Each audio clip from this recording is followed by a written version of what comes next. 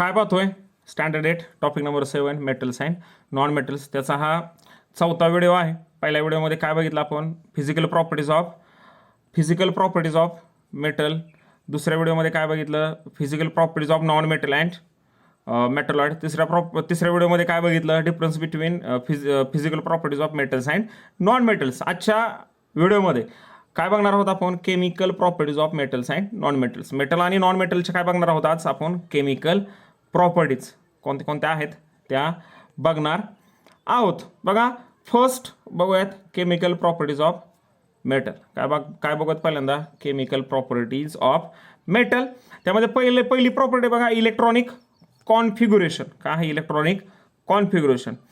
तुम्ही जर माझ्या यूट्यूब चॅनलला भेट दिली तर मी ॲटम किंवा electronic configuration, electronic distribution, electronic configuration, atomic mass, atomic number ह्याच्यावरती वेगवेगळे व्हिडिओ बनवले आहेत. ते तुम्ही बघा म्हणजे तुम्हाला लक्षात येईल ना की इलेक्ट्रॉनिक कॉन्फिग्युरेशन किंवा डिस्ट्रीब्युशन ऑफ इलेक्ट्रॉन कसं होतं ऑर्बिटमध्ये किंवा शेलमध्ये.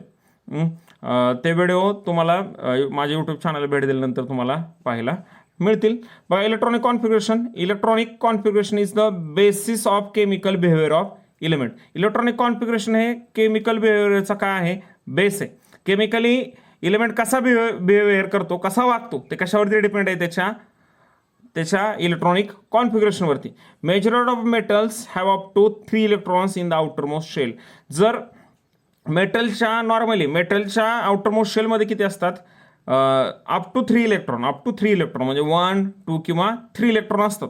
असे जे मेटल असतात ते कसे असतात हायली रिॲक्टिव्ह असतात. बघा सोडियम काय आहे सोडियम सिम्बॉल काय आहे याने 11 काय त्याचा atomic number. Electron configuration 2 electrons in first shell 18 second 1 in outermost orbit. म्हणजे आउटरमोस्ट ऑर्बिटवरून किंवा आउटरमोस्ट शेलमध्ये किती इलेक्ट्रॉन आहेत त्यावरून त्याची व्हॅलेन्स ठरते 1 आहे. म्हणजे ह्याची व्हॅलेन्स किती आहे 1 आहे. आणि हा कसा आहे हायली रिॲक्टिव्ह आहे. जर मेटल असतील तर त्यांच्या आउटरमोस्ट शेलमध्ये किती इलेक्ट्रॉन असतात 1, 2 किंवा 3 इलेक्ट्रॉन त्यांच्या ऑर्बिटमध्ये असतात. ह्याच्यावरून काय ओळखता येतात आपल्याला ते काय आहेत मेटल आहेत असं ओळखता येतात. म्हणजे इलेक्ट्रॉन कॉन्फिग्युरेशन आपण मेटल ओळखू शकतो किंवा त्याची व्हॅलेन्सी 1, 2, 3 असे काय आहेत त्याची व्हॅलेन्सी आहे. सेकंड आहे मॅग्नेशियम ॲटॉमिक नंबर 12 इलेक्ट्रॉन कॉन्फिग्युरेशन 282. हे काय आहे त्याचं इलेक्ट्रॉनिक कॉन्फिग्युरेशन. पुन्हा एकदा 2 electron in the outermost orbit. 2 electron आहेत आउटरमोस्ट ऑर्बिटमध्ये आणि व्हॅलेन्स सुद्धा किती असणार आहे 2.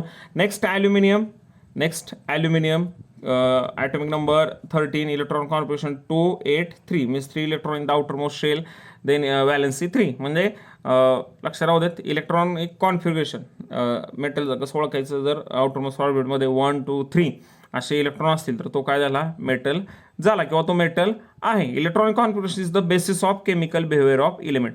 केमिकली इलेमेंट कसा वागणार आहे हे त्याच्या कशावरून कळतं इलेक्ट्रॉनिक कॉन्फिग्युरेशन करतं. Majority of metals have up to 3 electrons in the outermost shell. 3 electron पर्यंत काय होऊ शकतात आउटरमोस्ट ऑर्बिटमध्ये. 3 म्हणजे काय असे 1, 2, 3 असे ह्या इलेक्ट्रॉनच्या नंबरपर्यंत इलेक्ट्रॉन आउटरमोस्ट ऑर्बिटमध्ये त्यांच्या असू शकतात. बघा next property formation of ions. Metals have tendency to lose the electrons that present in the outermost orbit to form positively charged ion called cation. बघा पहिल्यांदा सोडियम आहे हा काय इलेक्ट्रॉन कॉन्फिग्युरेशन 281. हा काय करतोय 1 इलेक्ट्रॉन आउटरमोस्ट ऑर्बिटमधला लूज करतो आणि काय तयार होतात पॉझिटिव्हली चार्ज्ड आयन. त्यालाच काय म्हणतो आपण कॅटॅन होतात. हे कशा होतात बघा नेक्स्ट स्टँडर्डमध्ये 9 स्टँडर्डमध्ये हे डिटेलमध्ये बघणार आहे किंवा 9 स्टँडर्डचा मेजरमेंट ऑफ मॅटर ह्या टॉपिकचे व्हिडिओ बघा. त्याच्यामध्ये सुद्धा तुमच्या लक्षात येईल की त्याच्यामध्ये डिटेल मी सांगितलेलं आहे की आयन कसे तयार होतात डिटेलमध्ये सांगितले. तर बघूयात बघा की सोडियम आहे इलेक्ट्रॉनिक ॲटॉमिक नंबर 11 आहे इलेक्ट्रॉन कॉन्फिग्युरेशन 281. बघा ह्याच्यामध्ये प्रोटॉन्स किती आहेत 11 इलेक्ट्रॉन्स किती आहेत 11 प्रोटॉन 11 इलेक्ट्रॉन्स 11. आता हा काय करणार आहे आउटरमोस्ट ऑर्बिटमधला एक इलेक्ट्रॉन लूज करणार आहे म्हणजे दुसऱ्याला देणार आहे आता काय होणार आहे, प्रोटॉनचा नंबर चेंज होणार नाही, तेवढाच राहणार आहे. इलेक्ट्रॉनचा नंबर 1 ने कमी होणार, म्हणजे किती होणार तो 10. म्हणजे इलेक्ट्रॉनवरती कोणता चार्ज आहे, निगेटिव्ह, प्रोटॉनवरती पॉझिटिव्ह. म्हणजे ह्याच्यावरती जास्त ह्या ॲटमवरती कोणता चार्ज डॉमिनेट झाला किंवा कोणता चार्ज जास्त राहिला, पॉझिटिव्ह. काय कोणता चार्ज राहिला, पॉझिटिव्ह. त्याच्यामुळे पॉझिटिव्हली चार्ज आयन राहतात, तयार होतात आणि त्याच पॉझिटिव्ह चार्ज आयनलाच काय म्हणतात, कॅटायन असं म्हणतात. हा इथे बघा ह्याचं इलेक्ट्रॉनिक कॉन्फिगरेशन किती लिहिलं आहे, 2 8, कारण 1 इलेक्ट्रॉन काय केलेला आहे, लूज केलेला आहे ह्या ठिकाणी. दुसरं एक्झाम्पल बघूयात. मॅग्नेशियम. दुसरं एक्झाम्पल काय आहे, मॅग्नेशियम. किती आहेत, ॲटॉमिक नंबर किती आहे, 12 आहे. किती आहे, 12 आहे. हा काय करणार आहे, 2 इलेक्ट्रॉन लूज करणार आहे. म्हणजे अजून एकदा ह्याचं सुद्धा बघूयात. बघा magnesium, atomic number 12, electron configuration 2 8 2 2 8 2. आता ह्याच्यामध्ये प्रोटॉन किती आहेत, 12. इलेक्ट्रॉन किती आहेत, 12. हा काय करणार आहे, आउटरमोस्ट ऑर्बिटमधला 2 इलेक्ट्रॉन लूज करणार आहे. म्हणजे हे न्यूक्लियस हे फर्स्ट ऑर्बिट, हे सेकंड ऑर्बिट आहे, हे थर्ड ऑर्बिट किंवा शेल. ह्या आउटरमोस्ट शेलमध्ये किती इलेक्ट्रॉन आहेत, 2 इलेक्ट्रॉन आहेत. फर्स्टमध्ये किती असतात, 2 असतात. सेकंडमध्ये किती आहेत, 8 इलेक्ट्रॉन आहेत. 1 2 3 4 5 6 7 8 असे 8 इलेक्ट्रॉन आहेत. आणि आउटरमोस्ट ऑर्बिटमध्ये किती आहेत, 2 इलेक्ट्रॉन आहेत. हे 2 इलेक्ट्रॉन काय करणार आहे, तो लूज करणार आहे. म्हणजे काय करणार आहे, सोडून देणार आहे. त्याच्यामुळं काय होणार आहे की त्याच्या आउटरमोस्ट ऑर्बिटमध्ये 2 इलेक्ट्रॉन काय होणार आहेत, लूज होणार आहेत. 2 इलेक्ट्रॉन लूज झाल्यानंतर किंवा सोडून दिल्यानंतर आउटरमोस्ट ऑर्बिटमध्ये इलेक्ट्रॉन किती राहणार, आउटरमोस्ट ऑर्बिट काय होणार आहे, KL. हे के आणि एल हेच त्याचं आउटरमोस्ट ऑर्बिट होणार आहे 2 इलेक्ट्रॉन सोडल्यामुळं. त्याच्यामुळे 2 इलेक्ट्रॉन सोडल्यानंतर इलेक्ट्रॉनचा नंबर कमी होणार, तो किती राहणार आहे, 10च राहणार आहे.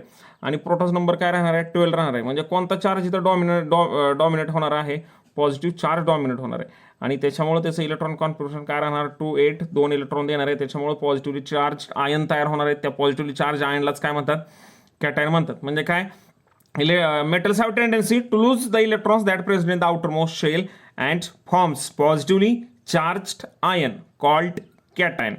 Then similarly aluminium loses 3 electrons in the outermost shell and forms positively charged ion called cation. म्हणजे काय थोडक्यात लक्षात राहू देत, metals have tendency to lose electrons that present in valence shell or outermost shell and forms positively charged ion called cation.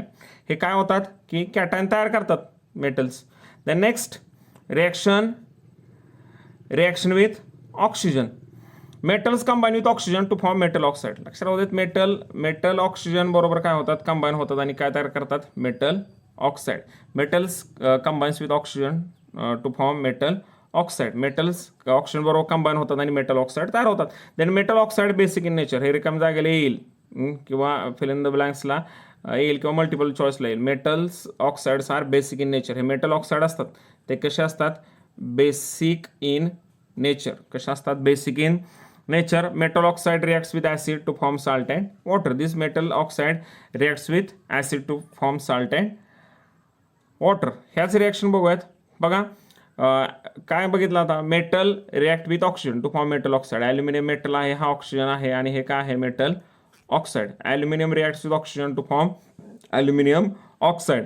Sodium reacts with oxygen at room temperature and form sodium oxide. हा sodium आहे, oxygen बरोबर react होतो आणि काय तयार होतात, sodium oxide.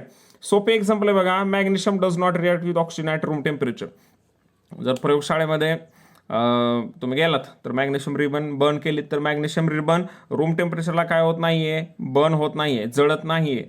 काय करावं लागतं आपल्याला, त्याला हीट द्यावी लागते, on heating.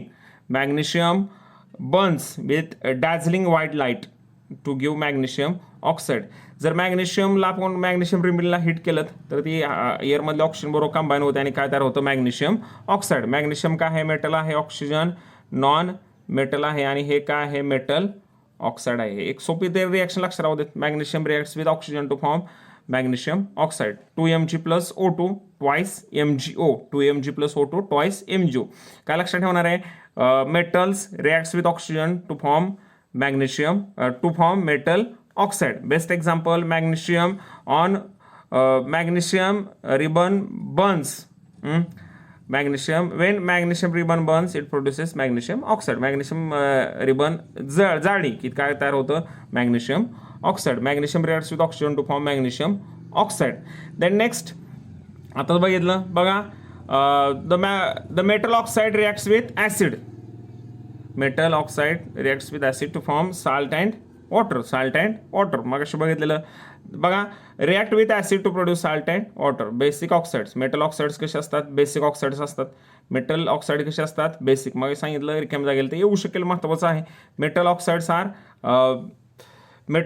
R basic in nature and produces salts and water. Metal oxide reacts with बघा magnesium oxide reacts with hydrochloric acid produces magnesium chloride and water. हे काय आहे?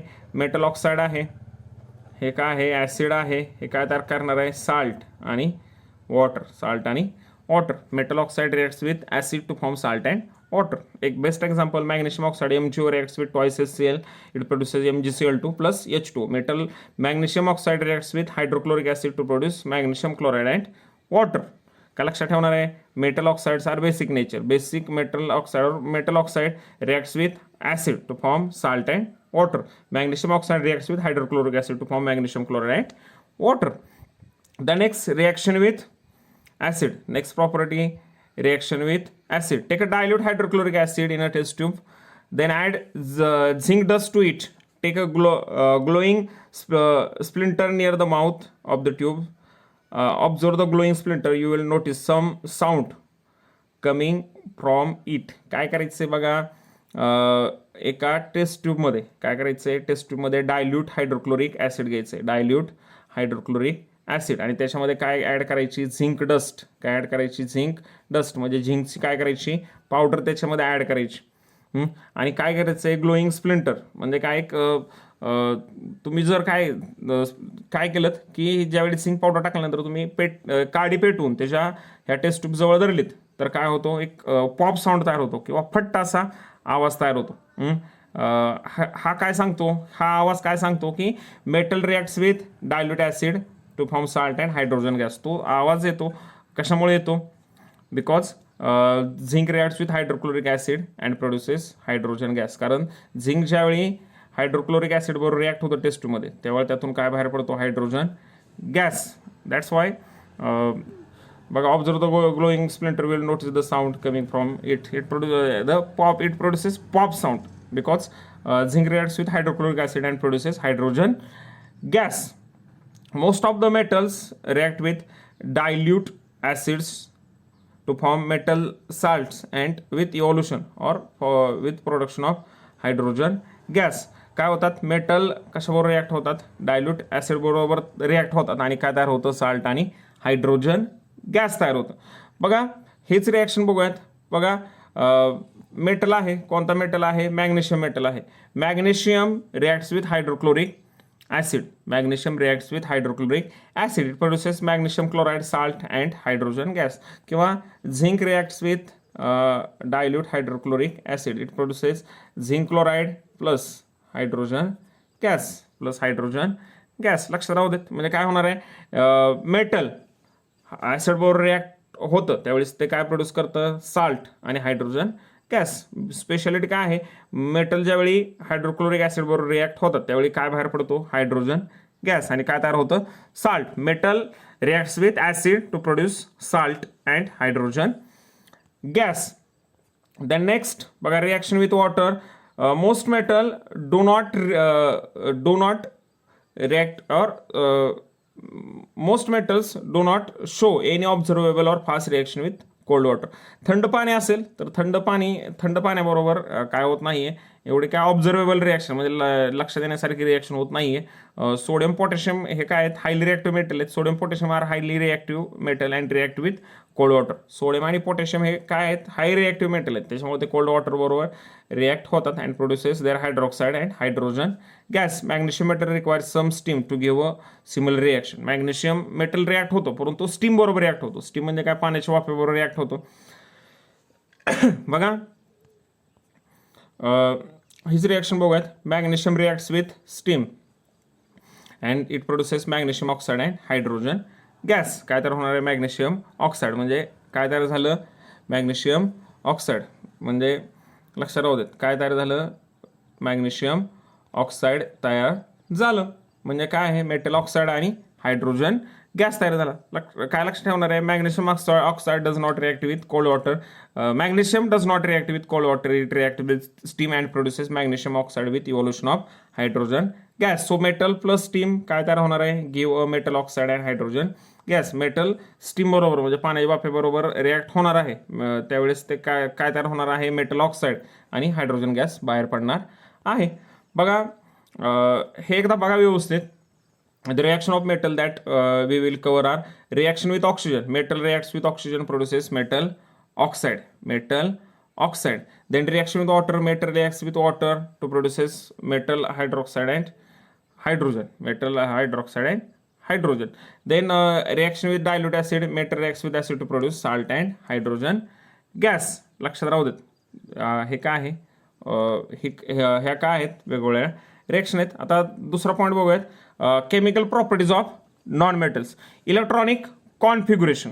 Most of the non-metals have 4 to 7 electrons, up to 4 to 7 electrons in their valence shell or outermost shell. outermost shell लाच काय म्हणतात? Valence shell म्हणतात. For example nitrogen किती आहे? Atomic number 7 आहे. ॲटॉमिक नंबर 7 आहे. काय इलेक्ट्रॉन कॉन्फिगरेशन? 2 5. आता व्हॅलन्स किती येणार सांगा? की व्हॅलन्स कशावरून बघा. Every element try to complete their outermost orbit. That's why they take electron, they share electron, त्यासाठी ते इलेक्ट्रॉन देतात.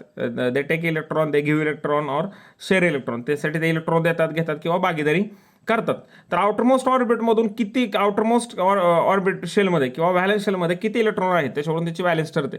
समजा 1 2 3 4 5 6 7 आणि 8 अशा आउटरमोस्ट ऑर्बिटमध्ये इलेक्ट्रॉन असतात.